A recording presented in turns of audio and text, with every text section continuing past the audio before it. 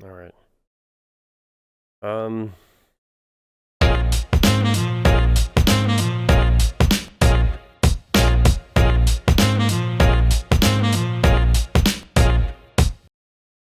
Where the hell is it?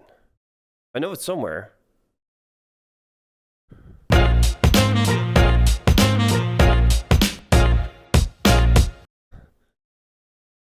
Where the hell?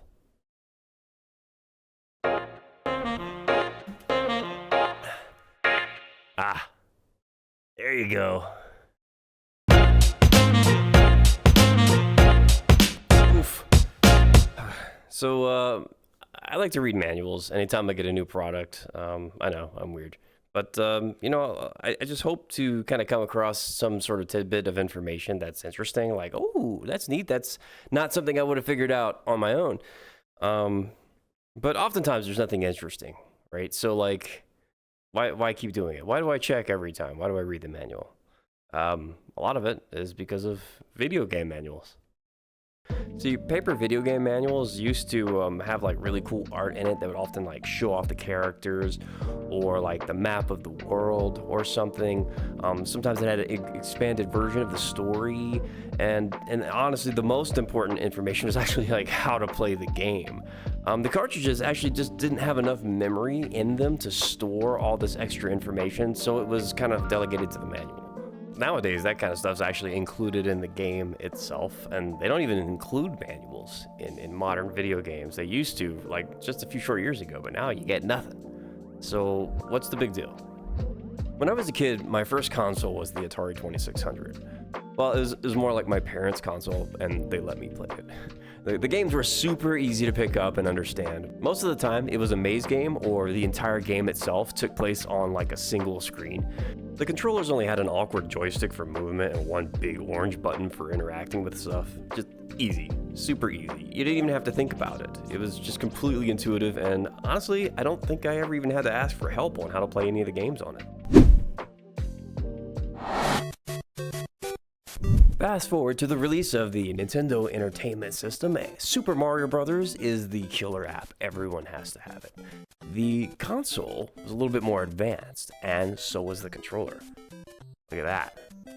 We've got our directional crosspad, start and select, B and A, way more than the Atari. Mind blown. More buttons meant the games could be more complex. You could do more with the characters. The need for an instruction manual arose because the storage space on the cartridge was super limited, so you couldn't really get in-depth tutorials on how to play the game inside the game itself. The manuals were not always colorful, but when they were, it was so cool to see more realistic representations of like what the characters were supposed to look like if they actually had the graphics to do it. I mean, just look at how cool these manuals are. I mean, what was that even supposed to be? How are you gonna tell? Well, you look in the manual, there you go, figure it out. You're supposed to roll into a ball and drop these bombs or whatever. That's what they are? All right, cool. Didn't even know that. How would you ever know? The Zelda manual actually shows like all this really cool art that it's just like, that's what Link is supposed to look like. And then it gives you all this extra story that you're not gonna get in the game. It's crazy. The Mario Brothers manual actually just kind of gives you a basic rundown of how to play, what the flags are supposed to be for, and even gives you like this really cool world map graphic. Like, that's awesome. And of course, you had instructions on features that you wouldn't even know about in the game because it didn't have the space to tell you. Now, I grew up pretty poor, so it was a luxury to even have an NES. We might have been lucky to even buy one game a year, so most of the time, we just rented them. Enter Blockbuster Video. Imagine the perfect video store. It would have a great selection, right? Right! Over 10,000 videos. 3 evening rentals, so no rush, no hassle. Fast checkout. 24-hour quick drop return. Open late every night. Well, the perfect video store Welcome to Blockbuster Video. is popping up all over the country. There's one near you. Blockbuster Video. Wow, what a difference. Blockbuster isn't really around anymore. There's like one location still running, and it's pretty much a museum at this point. You might have seen it in the Captain Marvel movie. It used to be the go-to place for renting games and movies. One of the biggest problems with Blockbuster, though, was that they had limited stock of anything you wanted to watch or play. So you drive out to a location and you see that the movie or game that you wanted to play was already rented out and they didn't have any more. So you spent another hour looking around trying to find stuff that you did want to watch because you weren't about to waste gas for nothing. Oh, here we go. Oftentimes you'd rent a game, get home, open up the box, only to find that it was missing the manual.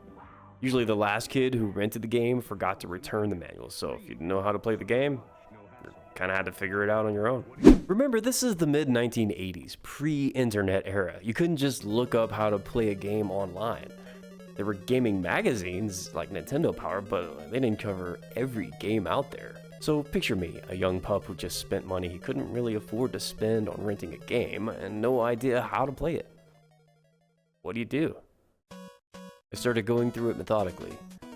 I tried each button by itself. Then I tried combining each button. If I press A, the character jumps. If I press down an A, the character slides. Ah, combinations do matter. What else could I do?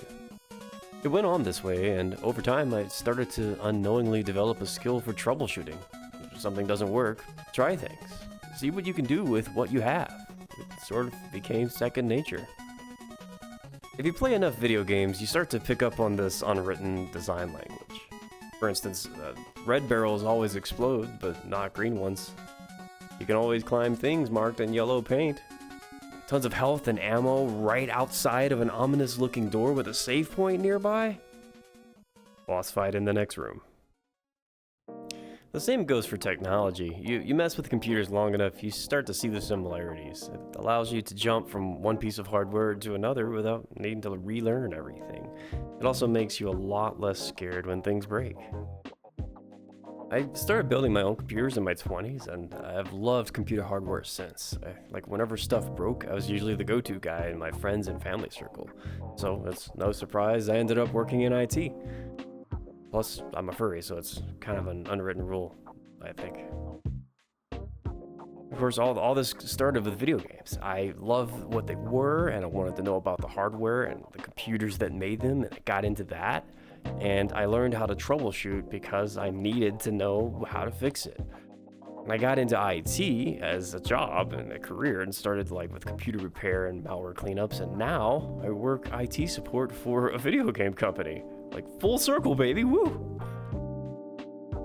I don't know, I feel like maybe if I hadn't been forced into that situation where I had to try to figure something out because I didn't have the answers right in front of me, that maybe I never would have gotten where I am. It's so easy to just Google something nowadays when you don't have an answer, and I feel like it sort of dulls your critical thinking skills. It's when, I was in school, the math teacher would always say, when you're growing up, you're never going to have a calculator with you all the time. And look at that. Here we are. I have a calculator in my pocket all the time. Of course, I was bad at math before, and having the phone do it for me, I'm even worse now, so there is that. Well, what about you? Do you like figuring things out for yourself or following the tutorial? Do you like getting a quick answer, or do you like struggling through it? Let me know in the comments, and thanks for watching. Oh, I'm gonna go die a lot more in Elden Ring. Wish me luck.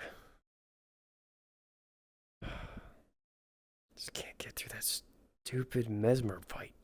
Oh. He's so fast, I can't do it.